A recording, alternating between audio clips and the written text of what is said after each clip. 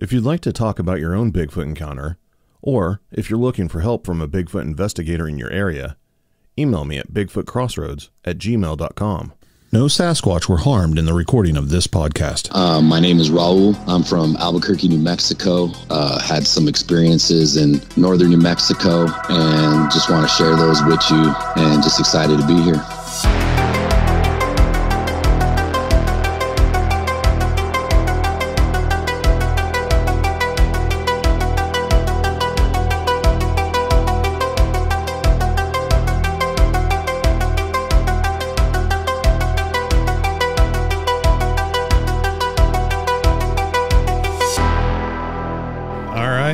Welcome to the show. How you doing, man? Hey, I'm doing good, man. Glad to be here with you. Yeah. So you're actually a past listener of Bigfoot Crossroads, and just kind of reached out to me and said that you had some amazing stuff to share. Yeah, I found it to be pretty interesting stuff, that kind of changed a direction that I was kind of going down, and opened up a new pathway for me in regards to like just what really exists out in this world. I've had previous paranormal experiences with other phenomenon like ghosts and UFOs, but what I want to talk to you about is what I believe to be Sasquatch in northern New Mexico. Yeah, that's crazy. I've heard some crazy stories out of New Mexico, especially the Four Corners area. Brenda Harris has been a guest on the show a few times, both this one and shows I've done in the past. She's a great lady, and she has told me some things that just blow my mind.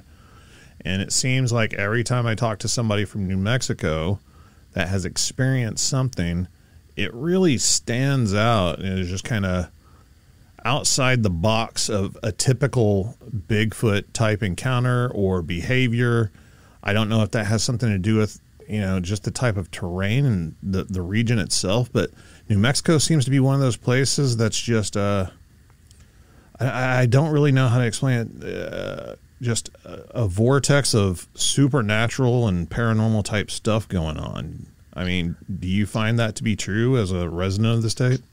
Yeah, so definitely I don't know if you know what New Mexico's called, but it's called the land of enchantment. And if you look at New Mexico, even just geographically and topographically, we're the fifth largest state in the United States, but we're kind of like unknown. Like our population, for as far as how big the state is pretty, it's not a large population that lives here. There's probably like 600,000 people in Albuquerque and with the surrounding, areas and towns connected to Albuquerque. Maybe like if you added everything together, like a cluster of a metropolitan area of maybe 1 million people. Our state capital is Santa Fe. There's like 60,000 people. We got Las Cruces, maybe 100,000. Those are the biggest cities in New Mexico. Other than that, it's, small towns, rural communities, and we have everything. We have White Sands, we have the plains, we have the Rocky Mountains, we have the high desert. We have a lot of land that's very high in elevation, especially the northern part of the state. It's the southern part of the Rocky Mountains, and that's where my experiences were. And we just, this state is riddled with legends when it comes to the Navajo cultures or the Pueblo cultures that have lived here for hundreds of years, thousands of years, and then the old Spanish cultures that came and settled here. And it's a lot of old tradition. There's a lot of stories of like witchcraft with the Spanish cultures that live here, and then of course we have we're infamous for Roswell, the testing of the nuclear bomb. Conspiracy theorists know us for our deep underground military bases, Sandia Labs and Los Alamos Labs, where they worked on, the atomic bomb technology. And people who are familiar with Dulce know about that story. So yeah, there's a lot of strange things that go on here. And I've had other experiences beside this Bigfoot experience, but this particularly opened up a whole nother door, for me. So northern New Mexico, we talked earlier on the phone. You said that you're originally from there.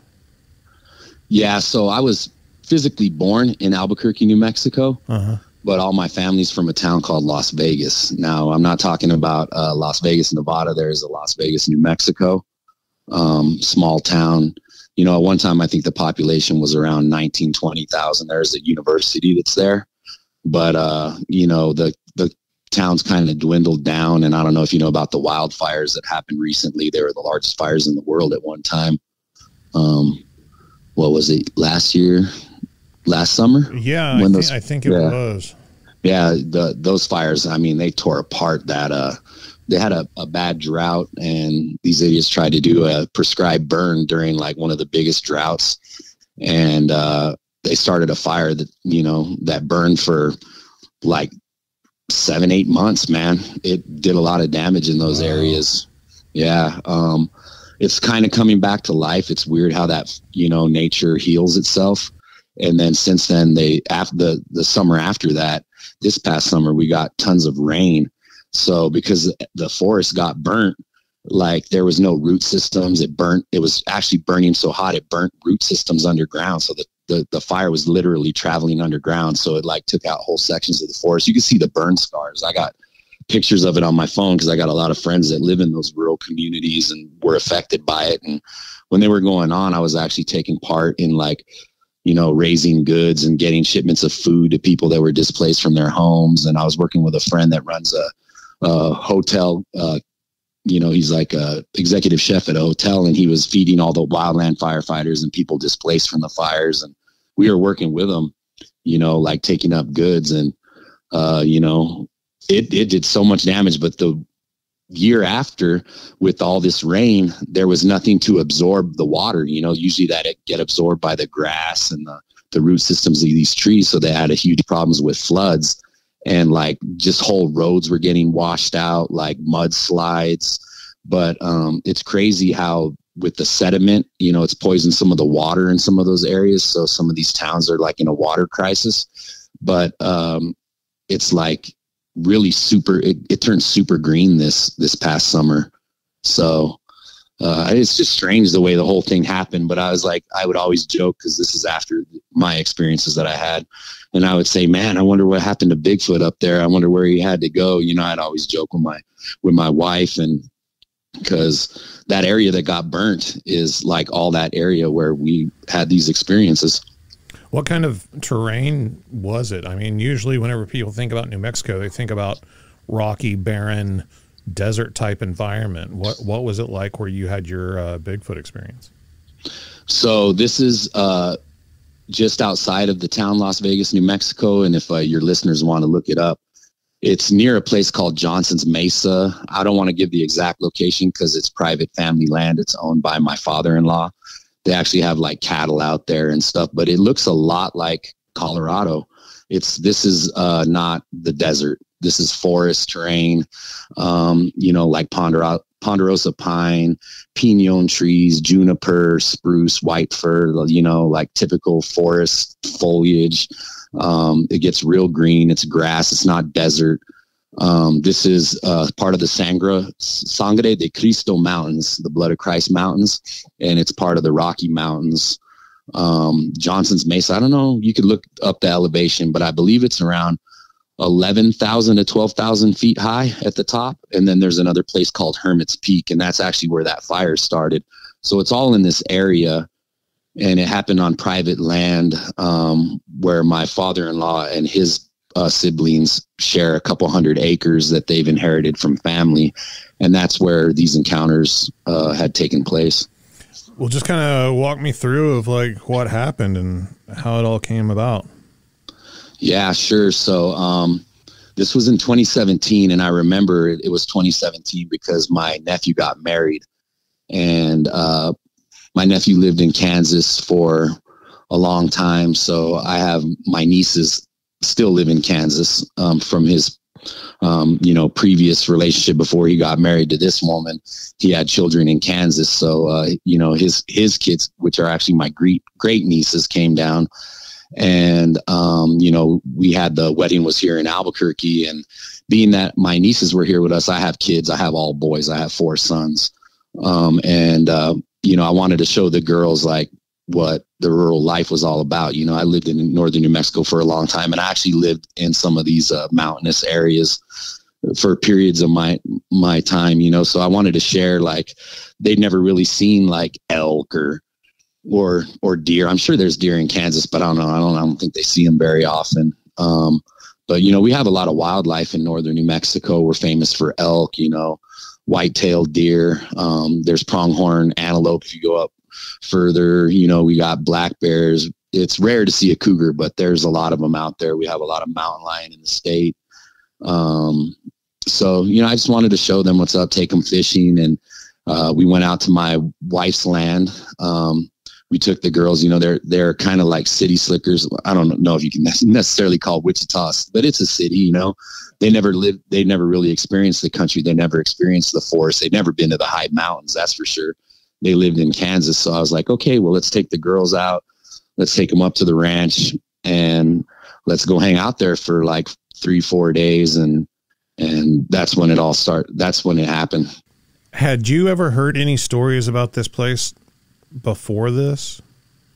So there is strange things that have happened. Like there's people that have gone missing in this area, and I'm talking about people that have lived there their whole life. These guys like are ranch hands, hunters, you know, people that have lived in this area for generations. Their families go back. They know the terrain, they know the mountains, they know the back roads, they know trails, they know where the water sources are. These are people that know how to get around up there. And there's a few people that I know that have gone missing, like seasoned mountain men. And one in particular story that I remember was there was a group of guys, I think they were like cutting wood, you know, and they were in a truck and they were driving through this area near where my girl's family's land is. And one of the guys, they spotted a bunch of elk. So one of the guys got out of the truck and said, hey, you know, kind of, I want to scout what they're doing and where they're going. And he said, you know, come back in an hour and pick me up. And the buddies took off and they left him there. And they showed back up at the spot. They were supposed to meet him an hour later and he wasn't there. Then they went looking for this guy and they could never find him. And he still hasn't been found to this day. No traces of him. And this guy was somebody who's lived up there. I think he was like in his 30s, you know, and he was a local from that area. He was a mountain man from that area. Those people just don't go missing like that. And even if he fell and hurt himself, like, you know, he would know what to do to leave traces to be found. Or, you know, a lot of these areas, especially back when, you know, a few years back, cell phones didn't work or anything like that. But, you know, this guy, no trace, man. They couldn't find this guy. Like they couldn't find tracks. They couldn't find, you know, you think he could start a fire or something, send smoke signals, you know, if he was in distress, something, you know. They never found this dude. And I've heard of a few cases of just people going missing in these areas. Wow. So we took the girls and we were out there for a couple days. Nothing happened for the first couple days, you know, and we were just out there farting around, you know, near this area, Johnson's Mesa. For your listeners, you ever seen the movie Red Dawn, the original? Yeah. So, you know, when they're hiding out in the mountains? Yeah. Yeah, they filmed that all in that area. It wasn't actually Colorado. That was filmed. Even the town that in the movie was Calumet, Colorado. That was actually Las Vegas, New Mexico. Oh, wow. So if you want to see what it looks like up there, that's what it looks like. Just go watch those scenes. But this happened in the summertime. So, and I'll get into this later on because I think they frequent these areas for some reason, like everything. Both experiences that I've had were in the summertime. And then later I'll go into a story that my brother-in-law allows me to share because he actually saw it. His happened in the summertime too. So yeah, this was mid to late summer of 2017.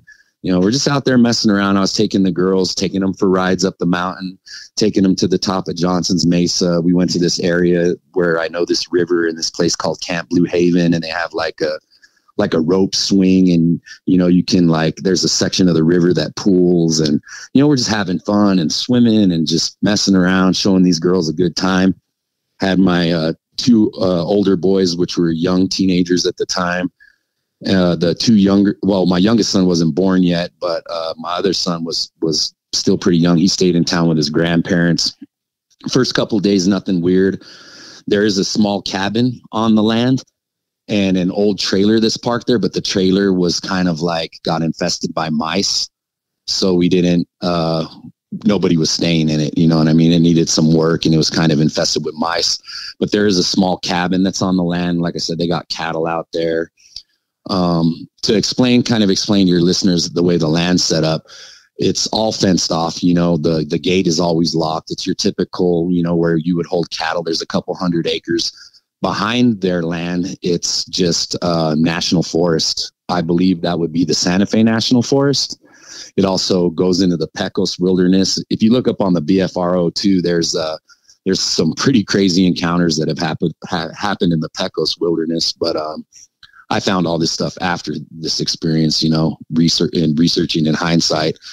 But yeah, so to the back of their properties, just forest. You know, you can go hiking back there. You could get lost in the woods if you don't, you know, if you're not paying attention. You know, you could just get completely lost because it's just trees.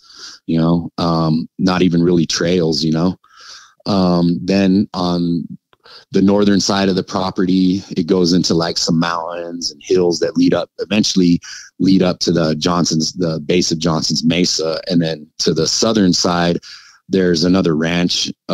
This family has quite a bit of cattle. And then there's another, you know, ranch house a little ways down. You could probably walk like, you know, half a mile to 3/4 of a mile. There's another property that way. And then there's some property leading up to where their land is on a dirt road. But other than that, like, there's really nobody living out there. It's just forest. And where their land is, nobody lives on the land. The family goes and uses it just for recreation. And it's a short 30-minute drive for her dad and her brother who take care of the cattle to go over there. And, you know, they feed them. They have like a stable area where they throw hay for them, and they have a call that they can do, and the cattle come to them. And so we go out there, you know, we shoot guns, we mess around in the creeks, we just have fun. You know, we disconnect from the city, and that's exactly what we were doing. So I believe it was the third night we were there, and this is when it all starts to unfold. The kids were sleeping in the small cabin. And, you know, the kids, they're teenagers. It was my 2 teenage boys and my, you know, 2 teenage nieces. And they took the cabin, and me and my girl, and I have a pug. And he was with us, you know, and this night me and my girl were sleeping in the tent. We left the kids in the cabin. We stayed outside by a campfire. You know, we were having some beers and just hanging out by the fire, enjoying the beautiful stars. And the kids were doing whatever they're doing in the cabin. You know, it does have electricity and stuff. There's a TV in there. Her brother put a radio in there with like big speakers. So they're being kids, you know what I mean? Whatever they were doing. I don't know what they were doing. But we were outside, and it was getting pretty late, probably like midnight, 1 o'clock. And we're like, let's go lay in the tent. So we went and we lay in the tent, and we take the dog with us, and she gets in her sleeping bag and I get in mine, and we're just laying there and we're talking. And I think I had my cell phone out, but it was starting to die because I hadn't had it charging in the cabin. It didn't get we didn't at this time. I think you might get signal out there in some parts, but I wasn't getting signal, but I had like music downloaded to my phone. So, you know, we were listening with whatever amount of battery I had left. I had some music playing, and we were just kind of laying there like talking. And my pug, like, he's the laziest dog ever. Like he snorts and grunts and farts, and he's like a funny, you know how pugs are if you've ever been around a pug. He was out. This dog can sleep through anything.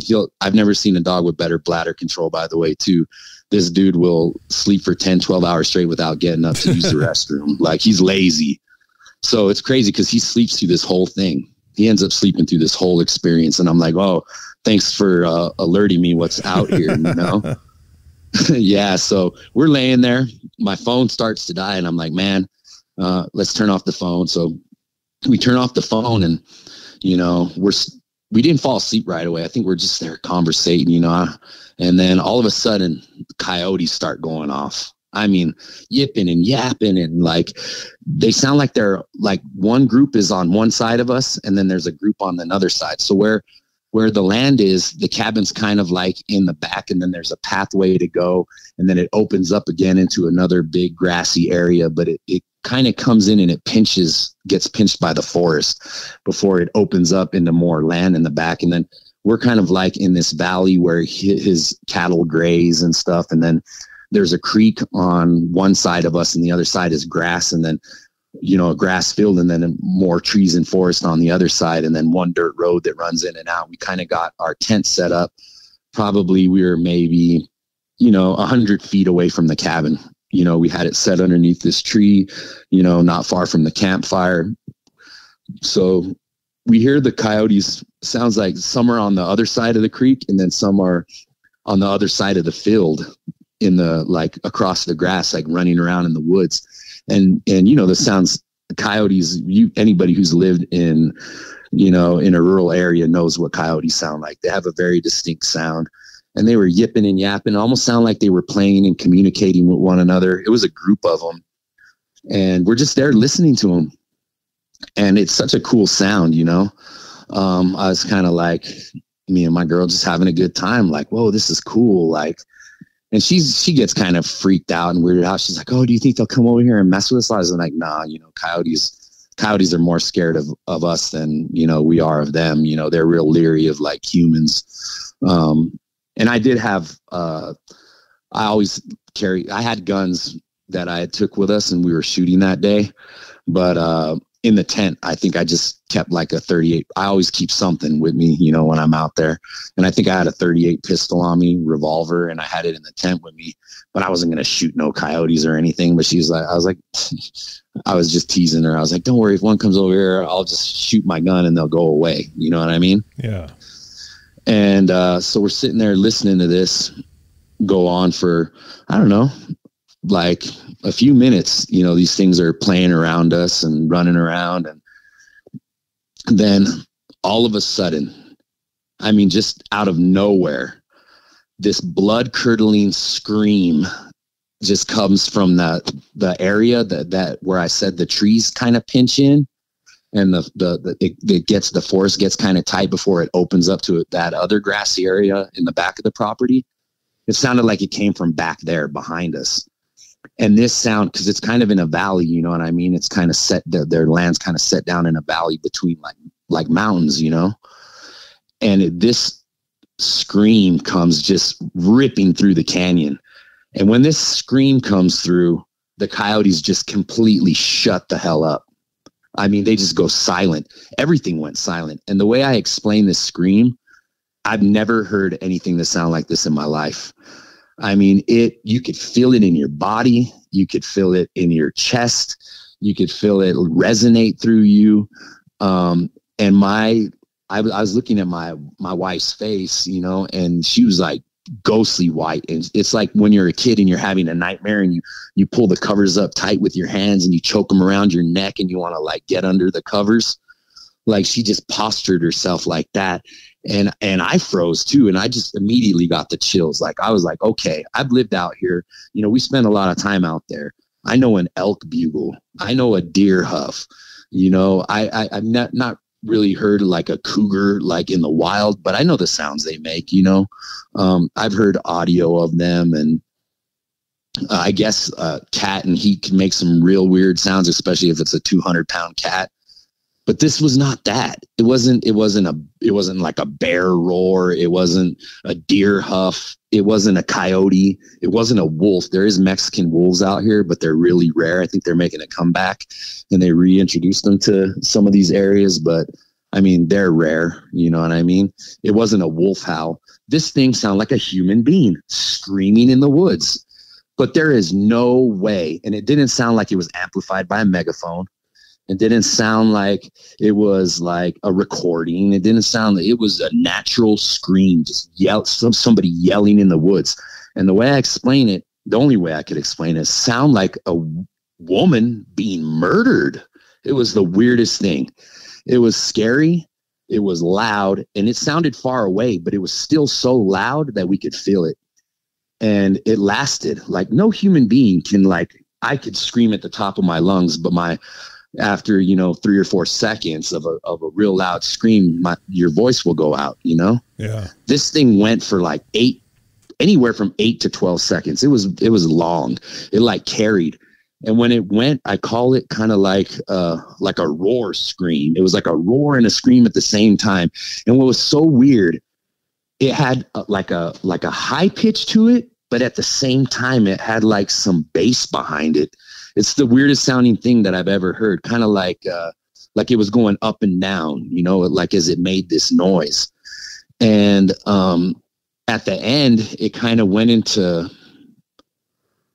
I know this is going to sound weird, but it sounded like a laugh. Like it went from this real loud, blood curdling, murderous scream, kind of roarish, up and down pitch to it.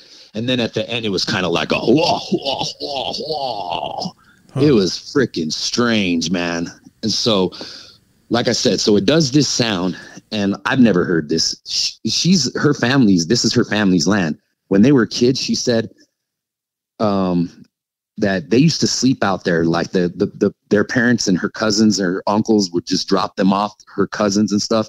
They would sleep out there in sleeping bags in the summertime out in the open. And like, since these experiences, she's like, I would never do that again. She's like, I'm done. Like, my wife will not go out in the forest. Now we have a travel trailer, that's like a fifth wheel trailer, and it's got walls and, a little room and stuff. She'll do that, but she's like, I will never tent it. I will never sleep out in the open. And what's weird is like, so, we hear this thing, and we freeze. I freeze. I'm freaking out. I'm going through this catalog in my mind. Like, what the hell was that? Oh my God. I'm terrified too. I can't pinpoint and this is like, I've heard about Bigfoot at this point, I've heard of what Sasquatch is. I've seen things on TV, but I wasn't really into the subject, so to say, you know what I mean? It was cool. Like it's cool to think about, but I never really gave it too much thought, Yeah. But so my mind's flipping through this catalog. At this time, I don't even know. I'm not really thinking Sasquatch, Bigfoot, or anything. I'm thinking like monster. I don't know. Like, Were you like concerned that it might be some sort of threat to you and your girl? Definitely, because it gave me this feeling of unknown. I didn't know. Like, usually when you hear something, you know how to react to the situation because you know what it is. This was something screaming and yelling, and it was so loud, and it just took us by complete surprise. Like, it caught me off guard. It like, kind of like when it hit me and I felt it. And I know my wife, she was dead frozen. And so we're there. That thing happens. I'm scared. She's scared. She's more scared than me, but I'm freaking out too. And then we're sitting there talking. Everything goes quiet, Matt. Everything goes. I mean, and this is now that I've listened to podcasts, and I listen to you, and I listen to Wes, and I've listened to hundreds of encounters now. I'm obsessed, but everybody always talks about this silence, this just stillness. Like, it's almost like you couldn't even hear the creek anymore. You couldn't hear the water in the creek.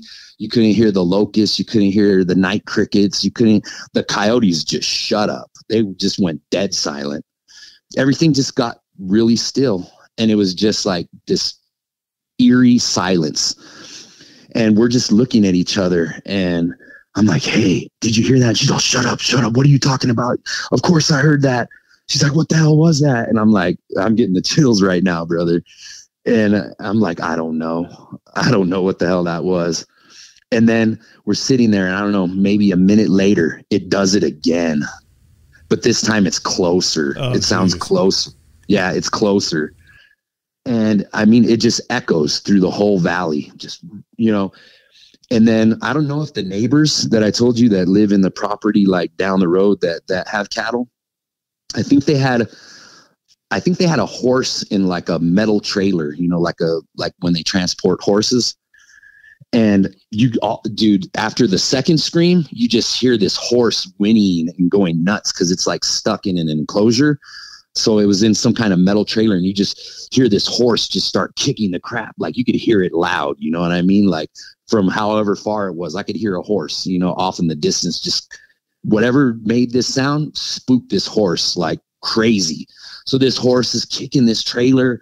there's all this freaking sound going off, like from the horse kicking the trailer and whinnying, and this thing like echoed. And then, yeah, I was just terrified, man. I didn't know what to do. And the one thing that I didn't want, I was so scared.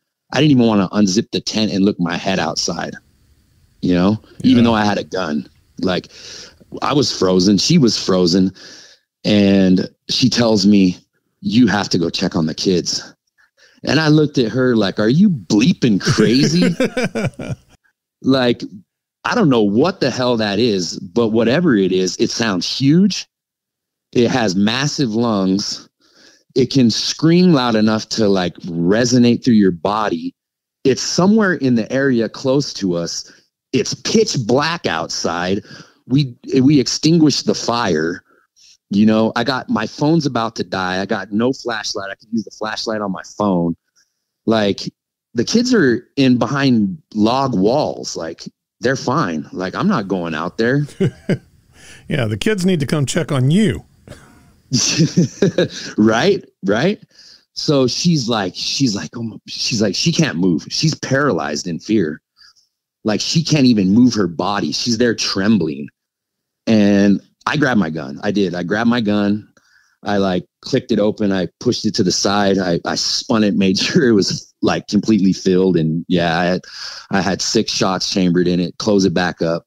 And I'm like, dude, if anything comes, obviously I'm not just going to start shooting because it could be my kids coming up, but like, you know what I mean? Yeah. Like, I would hear their voices and stuff, but I'm like, dude, if something weird comes around, like, I'm ready to like start shooting, you know. I'm scared. She keeps telling me, you got to go check on the kids. You got to go check on the kids. And, you know, I'm the man of the family. I'm dad. Dude, somehow I muster up the strength to like build up the courage. And I ain't going to lie. I was sitting there like breathing, like kind of getting myself like adrenaline rushed and pumped up to like to unzip the tent and just step out. So I grab my gun. I turn on my phone, what little bit of battery I have left. I put on the flashlight. I unzip my tent, and I'm holding my, you know, like a tactical position where you hold your gun with a flashlight.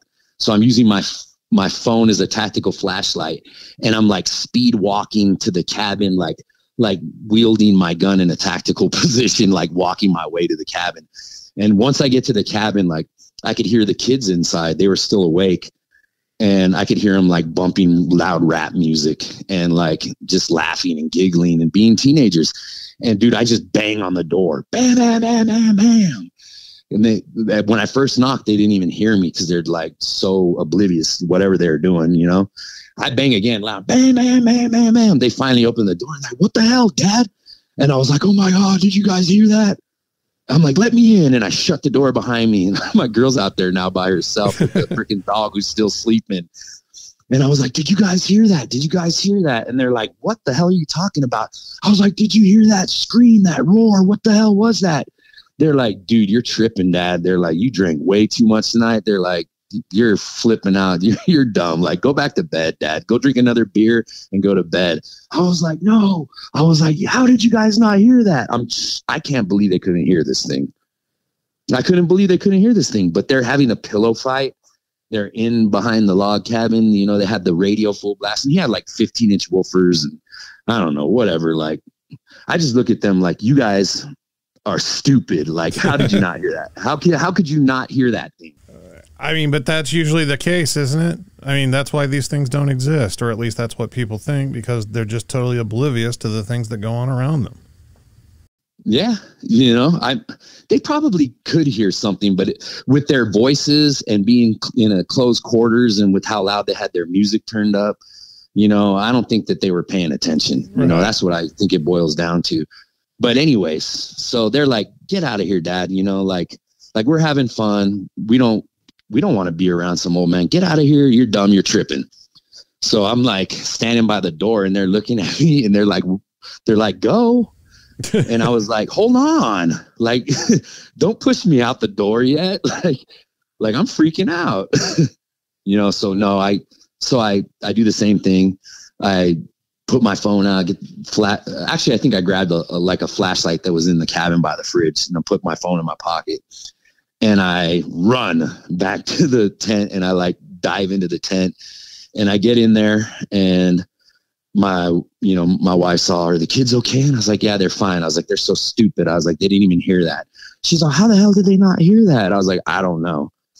And I was like, "Come on, let's get up. Like, let's just go in there and lay down with them." And she's like, "I'm not moving. I can't move."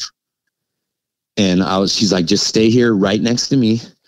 And she's like, made me lay right next to her. And I had to like hold her. And then I slept we didn't even sleep, but I was laying there and like I had the gun where I could just grab it. And I think we just laid there till the sun rose, Oh, but I forgot to tell you. So as we're laying there, and this is probably like 20, 30 minutes later, after we hear the second roar, scream, weird thing, we hear a helicopter like coming. So I used to be an EMT, and I used to work in some rural areas. And, when you have somebody has a traumatic accident or somebody's having a massive heart attack, those small rural hospitals don't have the capacity to take care of these patients. So we would call and intercept, with helicopters or fixed wing aircraft sometimes, we would transport them to like there is a small airport there in Las Vegas, a little strip for small planes or helicopters to land. So I'm familiar with like helicopters, right? Because I put patients on them all the time. So it's not impossible that a helicopter flies over that area, because they could be flying them to the city in Santa Fe or Albuquerque for medical attention, right? Yeah. But this was, you could hear it coming. And then when it comes in, there was two of them, actually. They were military helicopters. They were like all black helicopters. You could see two people in the inside. Cause I looked, I went and I unzipped my head and I'm looking at them. And I think my girl even started, I'm like, look. And she's all, "What?" Like looking, I'm like, look at those. Like, what kind? Those are military helicopters. And I'm not kidding you, dude. You could see inside. They had the inside of the helicopter was lit with like a green light, and you can see them. They were flying low and they were flying slow, like around that area. And they were shining lights, like in the forest canopy, like these green looking lights, like they were looking for something. And they hung around for like a minute. They kind of like did like a little swoop around the area, and then they just went off. But I just found that to be really weird, really weird. Yeah, that is weird. Yeah. So that was the first experience. So of course, like, I've had UFO experiences before. And like, when I first had a UFO experience, like I would go and I would bloviate about it all over. And then I was living in the small town Vegas at the time, and people started to be like, "Oh, crazy UFO guy." Some people would be like, "No, man, I've seen that too," or "I saw that. I know what you're talking about." But a lot of people would just like, so I learned to kind of like shut it off, because I'm a blabbermouth, man. It's kind of just, my wife's the quiet one. I'm the blabbermouth. So I learned to shut it off, but so it's kind of the same thing with this thing. When I heard this thing, I started going around. Like I was asking her relatives, "Have you guys ever heard this? Have you ever witnessed this? Have you ever had a weird experience while you guys are out here?" And, her family was like, "Oh, like, you're funny. You guys are funny. Like, you're tripping. You just heard like an animal or something." Like, because after I heard that, I started going through like, I want to know what that was. And that's how I kind of got into Bigfoot. I was like researching, sounds, and I came across Sasquatch vocalizations, like first the typical ones, the Ohio howl, the Sierra sounds, like, other recordings that I heard. And like when I heard the Ohio howl, and I heard some of the Sierra sounds and some of these, I can't remember the other ones that I was listening to, but, started listening to podcasts. I went to my girl and I was like, "Listen to these." And she was like, she put her arm up and she showed me, she got the goosebumps, and she's like, "Oh my God." And I was like, "I think we heard a Bigfoot."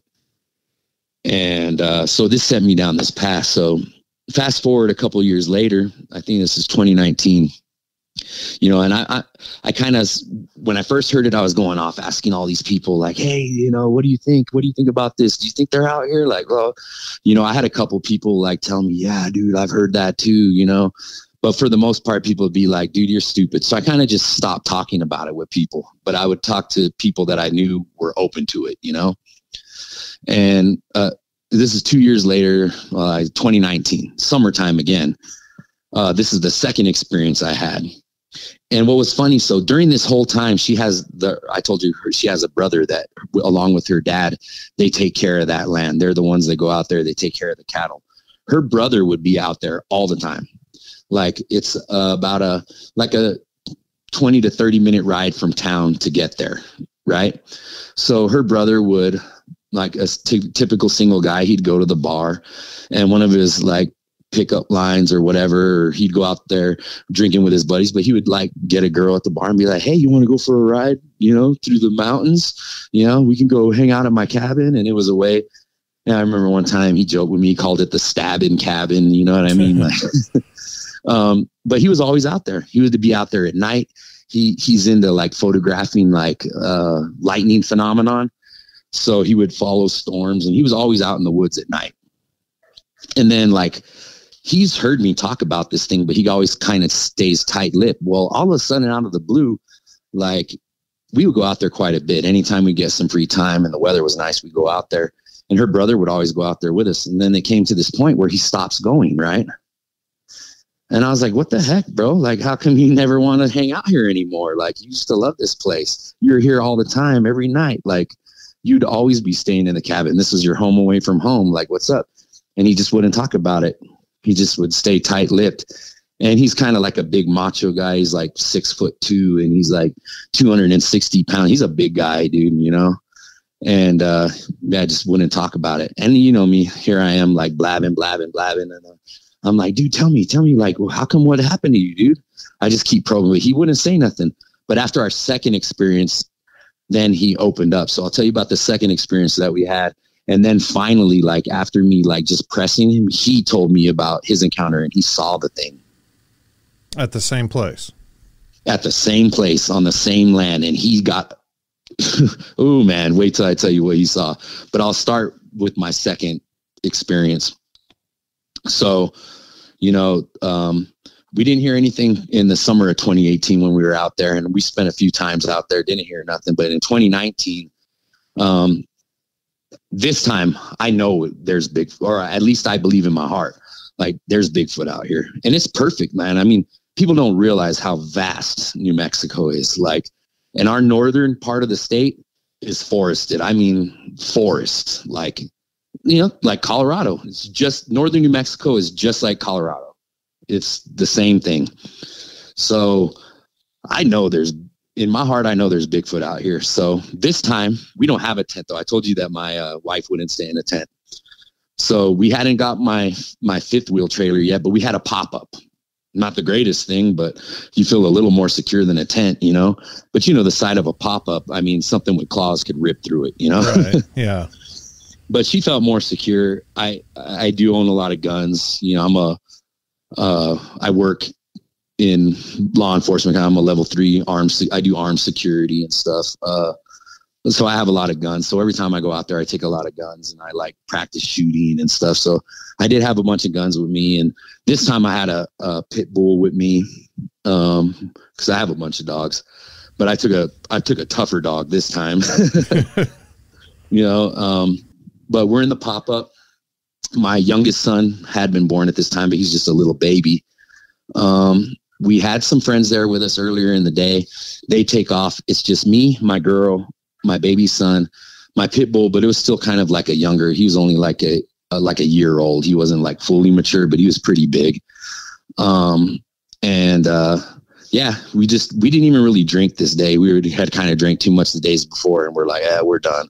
Like, we were going to leave the next day, and it was our last day there. And we didn't want to stay in the cabin because her brother had kind of locked it up because he had something that he was doing in there, and he didn't want us in there. And we had the pop-up anyways, and we wanted to use it and have that experience. And, you know, my wife was kind of leery about staying out there, but I told her, you know, like, dude, I got some high caliber guns. I had like an AK-47 with me, you know, and we had a pit bull this time. And like, I'm like, we're in a pop-up. We're cool. We parked it right next to the cabin. So, but sure enough, man, like once we go laid down, just weird crap started happening.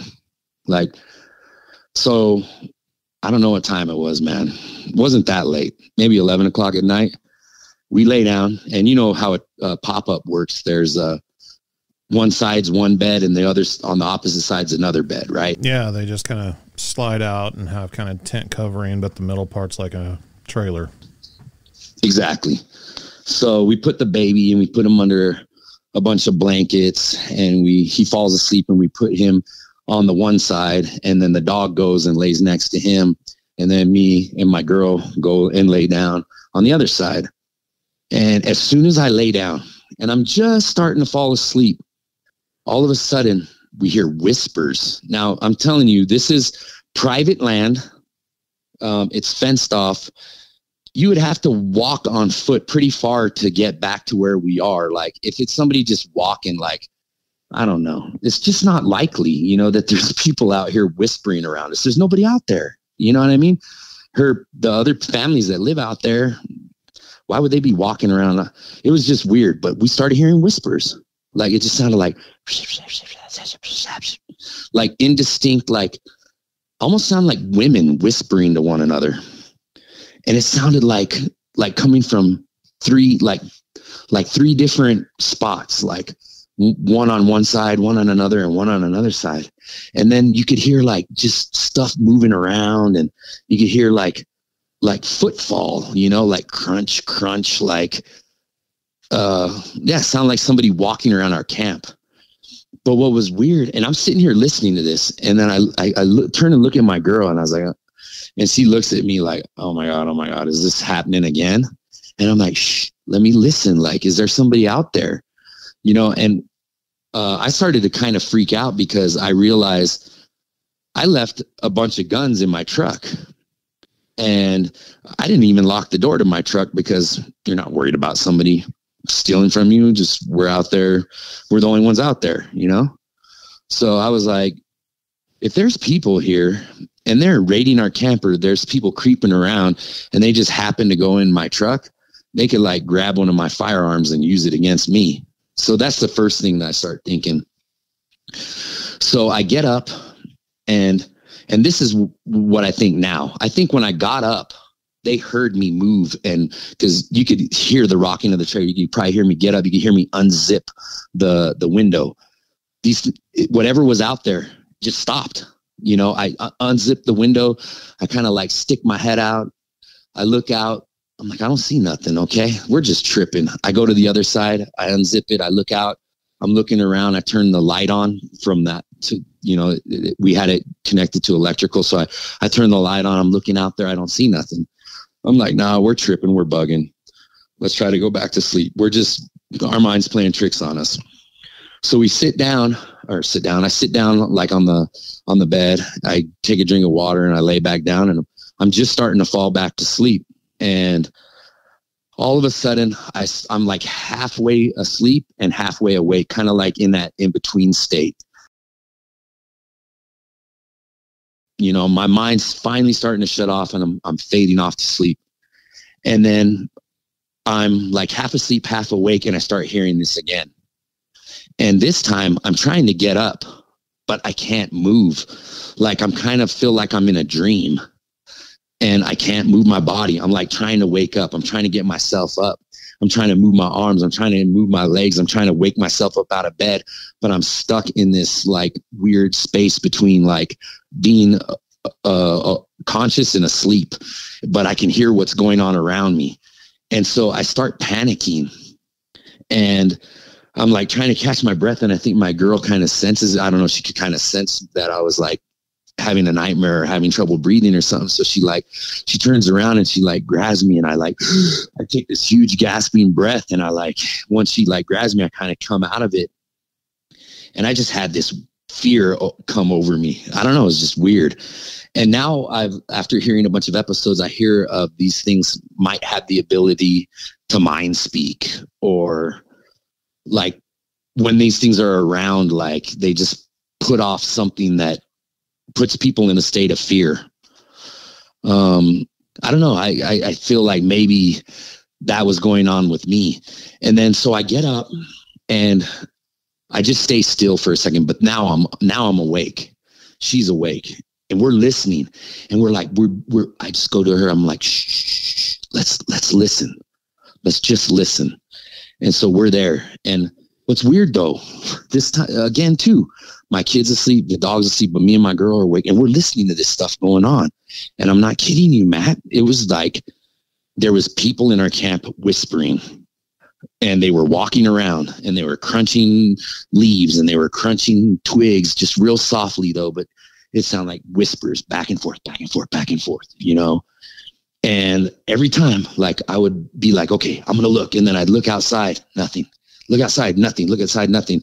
And then finally it just stopped. But, you know, after listening to podcasts and stuff, I told my girl, I was like, dude, they're messing with us. I was like, they're out here. They know we're here, and they're like curious, and they're coming around, and they're like investigating. But like anytime like they would hear me like move, because I think these things have tremendous abilities, like sight, see, being able to see in the dark. I think they could hear better than us. I think they could smell better than us. And I think every time I would get up or move or move towards something to look out, they would freeze, you know? And in the darkness, I think these things can cloak themselves real good, you know? I don't know. I just could never see it, but I could feel it, and I could hear it, and she could hear it. And, you know, so it just finally dies off and stops. And I finally got a little bit of rest, but that was the second strange experience I had out there. Had you ever experienced that sort of sleep paralysis thing before? I have, but not related to like that. Like it was be like, you know, being young and you have like I guess I've had them as an adult too, where you have like a really bad dream and you wake up and your heart's beating, or you kick your legs, you know, and you wake yourself up. Yeah. But I've never had that kind of where I was like frozen, like in between, and I couldn't move my body. No, never. Okay. But yeah, so we had this other experience, and so I'm listening to podcasts, and I'm telling my girl, and she's already with me. She's like, yeah, she's like, it's Bigfoot. She's like, I know it's Bigfoot. You know, it's Bigfoot. People could think we're crazy, whatever. So her relatives, you know, her cousins and stuff, they go out there and use that land too. Sometimes when we're not there, but they have access to it as well. And, you know, lo and behold, her cousins come to us, and they're like, oh my God, you're not crazy. We were out there. We heard it too. What the hell is that? What's out here? Oh my God, that was terrifying. You know, so her cousins have heard it now since then too. So we're not the only ones that have heard it out there. So like I said, her brother, right? He wouldn't talk, tight lip, never say anything. I just keep pushing. Like, come on, man. I was like, you know, it's Bigfoot. You know, it's out there. What happened? I was like, and I was teasing him. I was like, you saw it, didn't you? I was like, that's why you don't come out here at night. You saw it. And finally he comes clean, and he recently told me what he saw, and I'll share that with you if you like. Yeah, absolutely. I mean, you said you have his permission to share the story. He's not the type of person that wants to come on a podcast or anything. So if it's okay, go ahead. Yeah. So same land, same. So he said, I think this was like early fall. So I don't know if I think these things travel around. I think they move around, you know, that's just my opinion. I don't know for sure. Nobody knows for sure. But I think that they move around, and I think they're in certain areas during certain times of the year. So I think in this particular area, and I heard you on your show all the time, if you want to get in touch with a Bigfoot investigator in your area, like, dude, I would like to like go out there with some investigators and show her some of this stuff happened during this time of the year, because I think you'll find some stuff, or you'll capture some phenomenon. So yeah, he tells me that this is his story. He was in the cabin by himself, and the cabin is it's one open room. It's just a log cabin, you know, it's wood on three sides, no windows. The only windows in the front, and there's a little porch, and it's a small little window to look out. There is a kitchen table, like 4 chairs. There's a small sink. There's a refrigerator. There's like a futon style couch. There's a TV mounted on the wall. There's an air mattress and like some plastic racks that he has set up and a coat rack for you to hang your stuff on, and like a rifle rack. And that's like pretty much it's just like a little cabin to like sleep in for some, a few people to crash in. So he's in there, but he would use that like for one person. It's like a little studio apartment. You know what I mean? Yeah. So he was in there. He said he was watching TV, watching a movie. Says like midnight at night, sitting on the couch, little futon couch, and he hears da-doom. Something hits the cabin. And like I said, there's no windows on the side. It's just log. And so he's like, well, it's windy, something probably blew into the cabin. Yeah, that ain't nothing. And then he says it happens again. Da-doom. Something hits the cabin. So he's like, this time he's like, dude, that sounded just like the other thing. What's the chances like the wind blew something in the cabin and it like made the same sound, So now he says he like pauses the movie that he's watching, and he's like, what the heck's going on? And he's just sitting there for a moment. He's like, it ain't nothing, it could be like pine, because there's trees like around the cabin. You know what I mean? So, how your mind tries to rationalize things. He says he's like, just something's falling off the tree and hitting the cabin. That's it, So he goes back to watching the movie. And then he says, minute later, just holy rainstorm of rocks, just doom, doom, doom, doom, doom, doom, doom, doom, doom, doom, doom, doom, like starts raining down on the cabin. Just rocks pelting the cabin from the back and what would be, I guess, the back side and the southern side of the cabin, on two sides, just rocks, just but it's only logs, so it's not like breaking glass or anything, but it's rocks hitting the cabin. So he's like, oh, hell nah. He's like, there's some people out here throwing rocks in my cabin. Like, okay, let's play, And so he says he goes and he grabs a rifle. And like, once the rocks stop hitting the cabin, he's like, I'm going to go out here and freaking confront these people. Like, if there's some stupid ass teenagers out here on my land throwing rocks in my shit, like I'm going to punk these people, Yeah. Like, I'm going to run them off. I'm going to let them know, like, this ain't the place to be messing around. So he says he grabs his rifle. He grabs a lantern. He goes out the front porch. He walks around to the back of the cabin where the rocks were being thrown from the forest. And he holds the lantern up above his head, and he's got the rifle in his other hand so they could see that he's armed. And he says he holds the lantern up and he's like looking around out there to see if he sees anybody. And he just yells out into the woods like, hey, mother effer, if there's somebody out here, you're out here throwing bleep in my cabin, you better knock it off, because I'm armed and I will shoot. Get the hell out of here. So he says he's yelled and let these people know, like, I'm armed. So if it's a bunch of kids, like, probably scared them off. That's what he thinks, like maybe there's some stupid teenagers, rural teenagers that are bored and they're out here hiking around at night and they're throwing crap in my cabin. He's like, I just punked these kids and scared them off. I'm going back inside, watch my movie.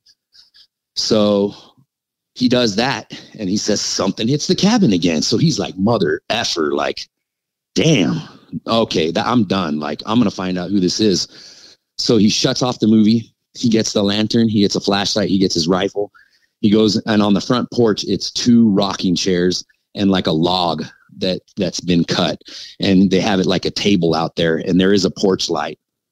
So he says the porch light's really dim though.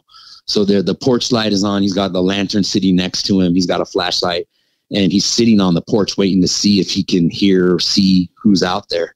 And he's just waiting out there with the rifle between his legs on the rocking chair. And while he's sitting there, he says he sees something. So the way the front porch where it sits, off to the right, maybe 50 feet off to the right, it goes down into a ravine where a creek runs. And during certain times of the year, this creek fills up with water pretty well. You know what I mean? During certain times of the year, it's kind of dry and it's really low. But to get down in that creek, I guess you could jump down in there, but you'd risk like jacking your knees up, you'd have to walk down into it. It's pretty deep. So if I was standing down in the creek when it's dry where the water runs, you know, it's going to be like at the top of my head, or like at least, you know, the bottom of like where my chin starts. And I'm about, you know, 5'10". So it's like a 5 feet down into the creek. And he says like he sees something move out of his peripheral vision off to his right where the creek is. So he says he grabs the flashlight and he moves the flashlight over to his right, and boom, once the light hits this thing, he says it just freezes. And he says it's a Bigfoot, dude. He sees it. And he says once the light hits this thing, it just freezes itself. Like it's not moving. It just stays perfectly still. I guess trying to act like it's not there. You know what I mean? Yeah. And he says he sees it though. It's got a big head, wide chest. He kind of saw it. He said it was like a side profile of it, like it was walking down the creek. And he said like, you know, its arms, one arm was behind it. The other arm was kind of dangling out in front.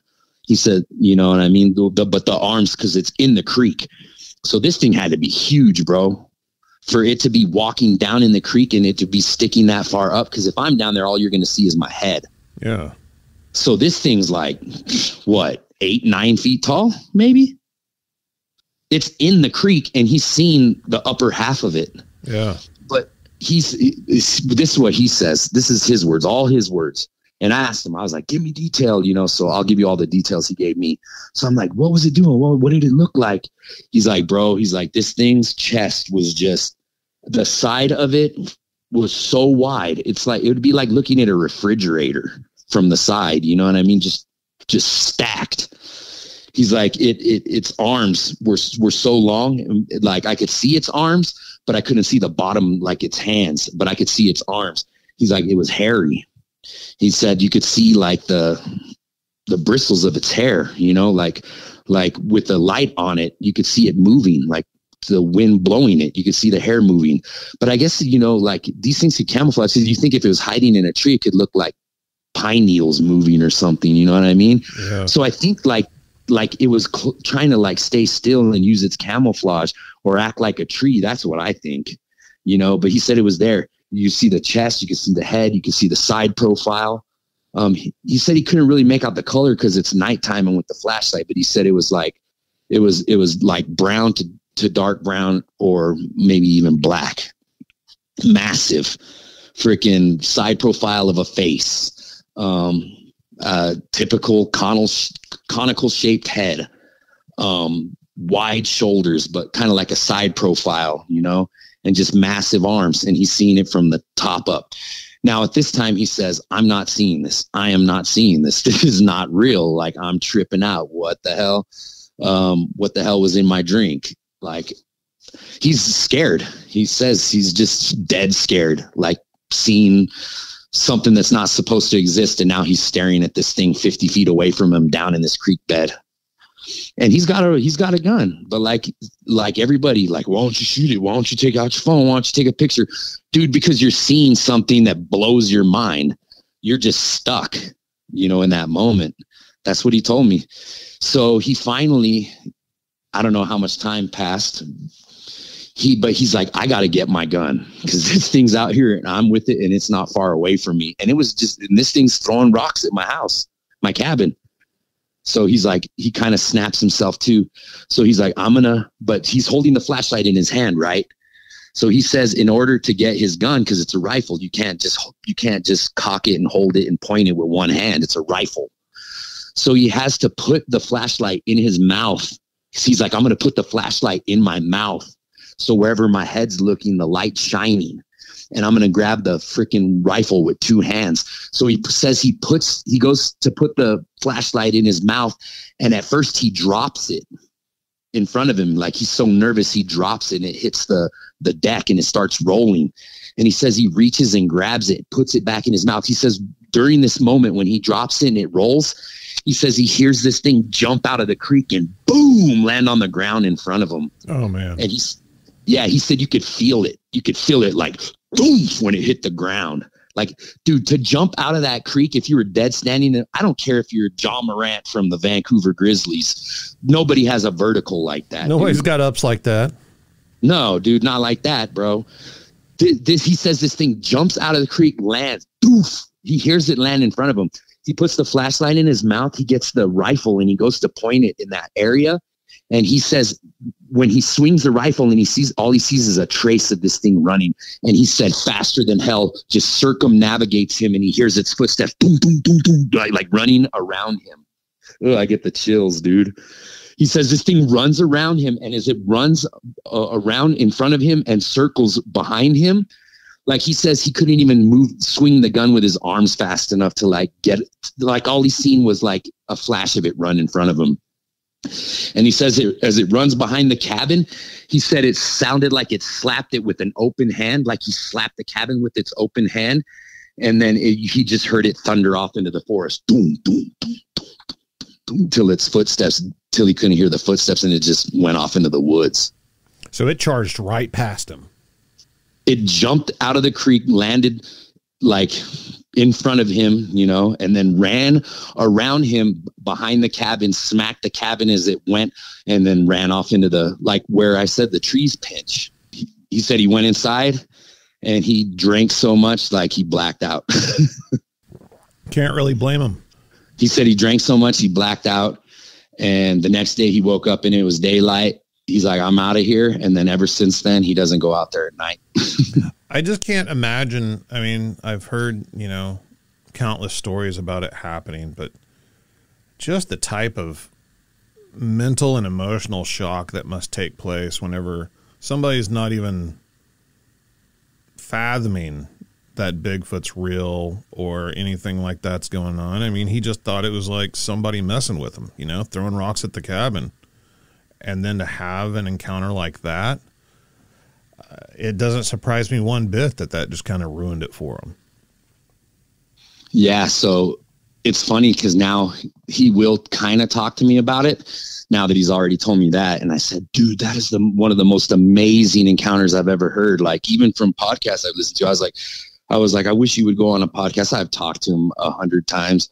And he's like, nah, bro, that ain't me. That ain't my thing. He's like, why don't you go ahead and tell my story for me? And I was like, you know what, if you'll allow me to. He's like, just leave my name out of it. You know, don't give him the exact location. And he's like, but I'm cool with you sharing the story. But he's like, I can't do it. I don't want to talk about it. He's, like I said, he's a real private guy. I think he's got a lot of pride, and he's kind of like a big macho guy, you know, and he kind of keeps to himself. It's just not his personality to want to talk about it. But he has talked about it with me. And what's funny is he calls it the holler.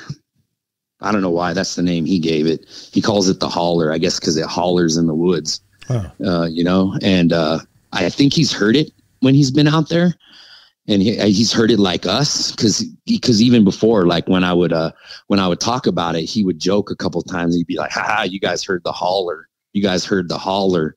I never know what he was talking about. You know what I mean? So I think he had heard it before too, but he had never seen it. And then after he's seen it, he's like, I'm done. I'm done. And I think he started going out there now again because we've had like a recent family reunion. And if there's a lot of people around, you know, like the whole family's there, because my wife's family's awesome. They'll go out there. They'll all pull their trailers out there. They'll take ATVs out there. We take our guns. We shoot. We drink. We cook. Like we have a good old rootin' tootin' time out there, you know. He'll stay when there's a bunch of people, but if it's a few people or himself and it gets dark, boom, he's gone. Wow. Have you checked out the area for tracks anytime that you've been back out there? So that's what I want to do. And I've been telling my girl, come on. And she's like, I know it's out there. She's like, I know it's real. She's like, you better find somebody else to go out there with you. Cause she's like, my girl's terrified. She's, like I said, she's like, I can't believe we used to sleep out here in the open and there's something like this out here. She's like, dude, we were kids and we would just sleep on the ground, me and my cousins, like in the summertime when the weather was fair. She's like, I would never in a million years, you couldn't pay me enough money to do that. You know, and I always tease her, you know, but she won't do it. And I know this area, Matt. It's like you walk, like where I said so it's that grassy area. Then it goes down a little dirt road, but the trees pinch right there. And it's almost like the two parts of the mountains on the property start to meet right there. And then it opens up into a new pathway, and then the creek, and it kind of falls into like this, it's just really, it's so beautiful, man. I'll send you pictures of it. And then as you walk to the back of the property, all of a sudden behind the fence line, it's just thick forest, dude. And you could just walk, and me and her have walked back there.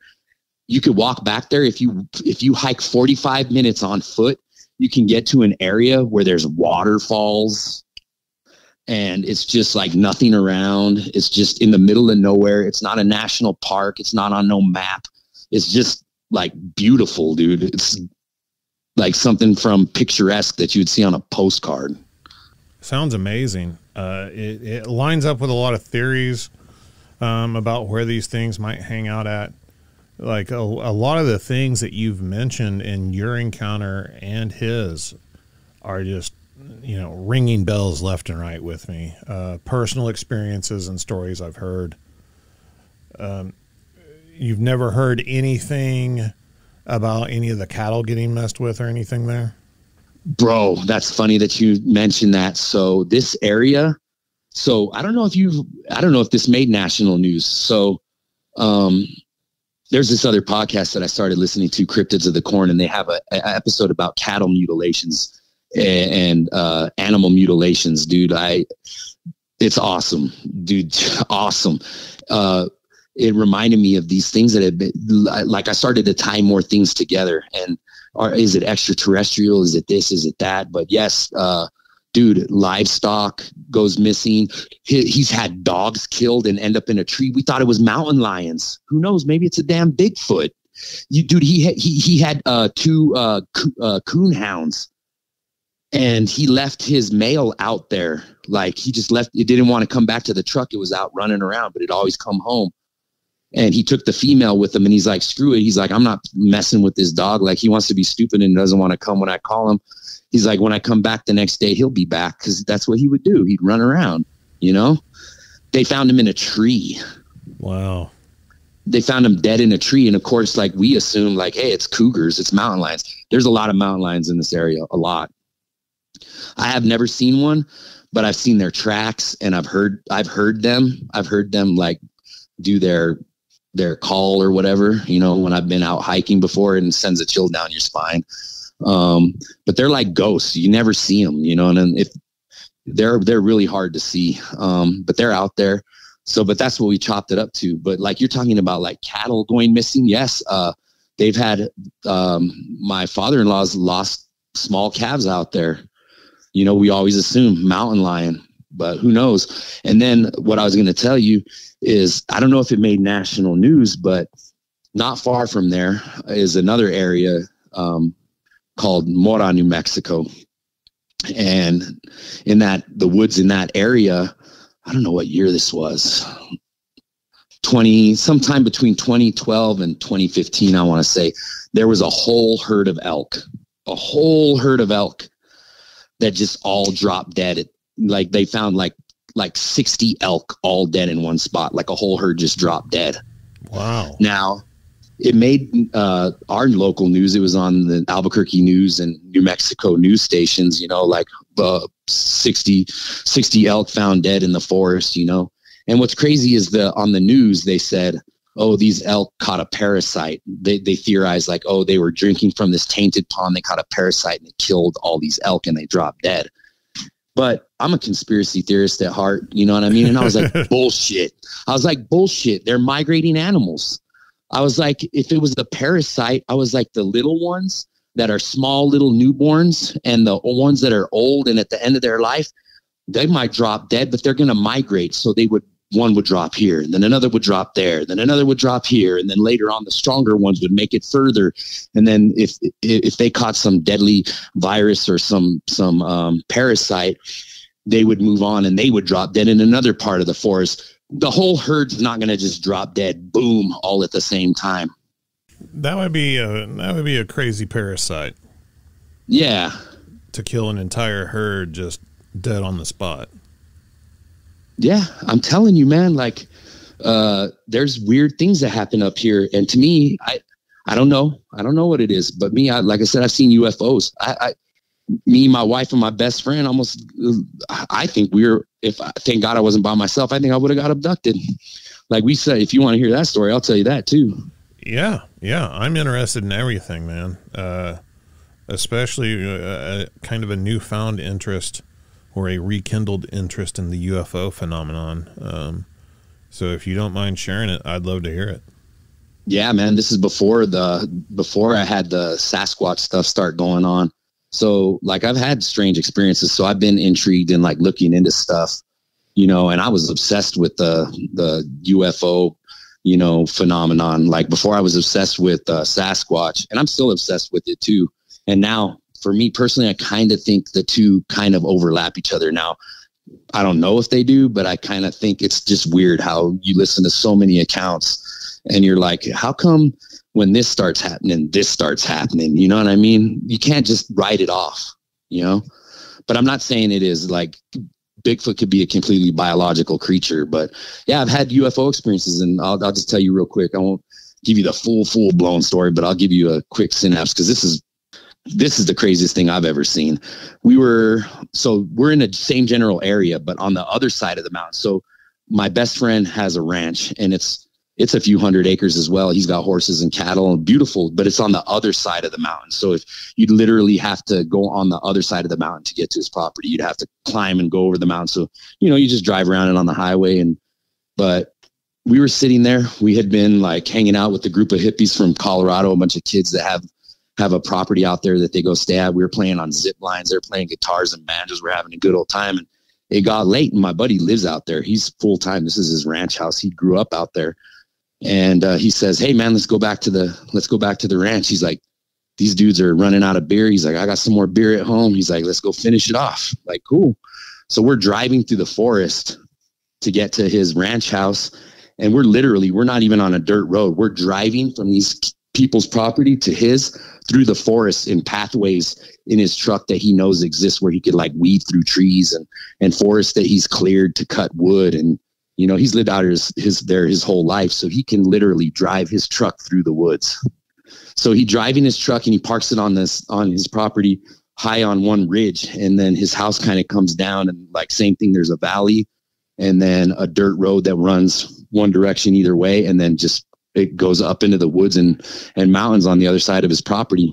He gets down out of the truck, and he goes into his house, and he leaves me and my wife out there on the back of the pickup truck, and we're sitting on the tail bed with the tail bed down, and we're smoking a cigarette. At that time I smoked cigarettes, and we're sitting there smoking a cigarette, and it's beautiful night, dude. So many stars out in the sky. We're just soaking it in.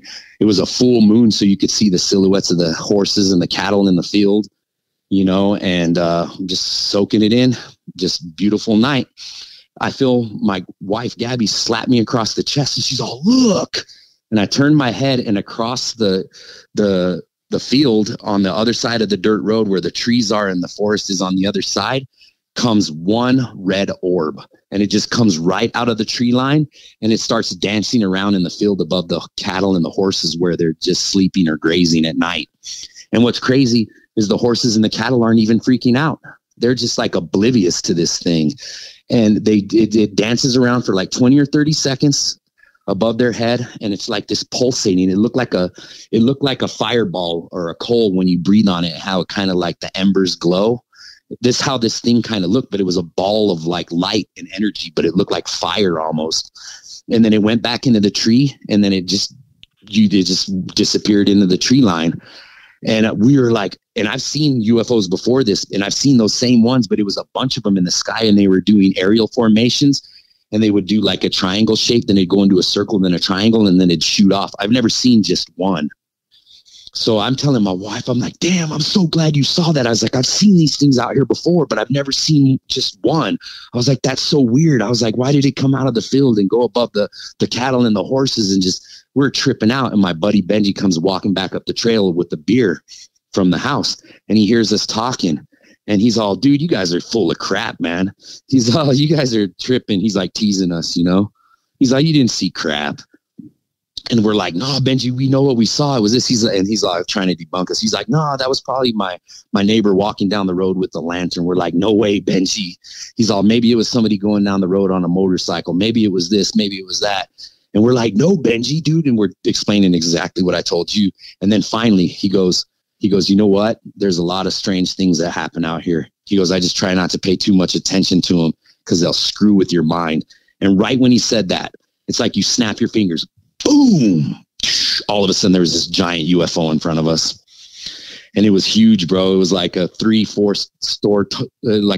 4 story building. And it was wide, like a super Walmart, you know? And it was just hovering in the sky. And it was just like, so we were kind of high up on the property, because one of his property, you can ride it up. And then he has the top of a property. There's a forest clearing with like ponds and stuff up there on his property, you know? And so we're kind of high, and this thing's in the field hovering above the horses and the cattle's, you know, maybe like 150, 200 feet in the air. So it's almost eye level with us, but it's massive. And the way you could see it, it wasn't flashing lights.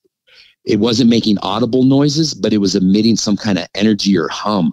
And like, I've heard of like subsonic sound that the human ear can't hear, but you can feel it. Like, that's what I could feel. Like, all of us, afterwards, we said we could all feel it. Like, we could feel this like when bass music's playing, you know what I mean? And you feel a vibration. And this thing was like, you could make it out because it was blocking out everything behind us, because it was a full moon. And there were stars everywhere. So it was hovering in a circle, like moving in a little circle. And when it would move, it would block out the clouds and the stars behind it. And it was like the whole exterior of this thing. It looked like, you know what a really still water on a lake looks like at night when the moonlight hits it? Yeah. That's what the outside of this thing looked like. It looked like still water. It was like wrapped around this thing, and it was huge, and it was just hovering. And I got this overwhelming sense of fear, dude, like just fear shot all through my body. And I was like, oh my God, those are aliens. I was thinking in my head, I was like, they're here. Like, oh my God, are they going to come get us? Like, if I was by myself, I probably would have fainted and got abducted. Like, thank God my wife and him were there. And so we're huddled together, shoulder to shoulder, staring at this thing. And it's getting closer and closer and closer. And dude, I'm like shitting my pants. Like I said, I believe in Jesus. So I'm like, now's the time to invoke his name, because I do know that it says Jesus' name has power and dominions over all spirits on heaven and on earth. So I started praying in Jesus' name. I had read the book of Enoch before because I had seen UFOs before. So I started invoking the archangels, Michael, Gabriel, Samael, Raphael, you know, all their names end in AEL. And then I started praying in Jesus, like out loud. And I'm not saying me, I'm not that pompous. His name, I'm telling you, that's when I said, I'll never question you again, Jesus. This thing, as I started to pray out loud, went doosh, doosh, doosh, and it broke apart into 4 smaller vessels. And then it went down like it was flying down the road, and it went towards the mountain, and it's like it just hit this wormhole and just vanished. I'm just sitting here just stunned. I mean, wow. That's so many questions. That's one of the most amazing UFO stories I've ever heard. How far away was it from you? I want to say anywhere from 300 to 400 yards away from us. No, they got to be more farther than that, because it's quite I want to say 500 yards. But this thing's massive. Massive. Super Walmart stacked on top of itself, but oval. And you said it's like blocking out everything that it's in front of. So was the outside like reflective? That's what. Yep. It was like it was wrapped in water. Wow. It was the weirdest thing I've ever seen.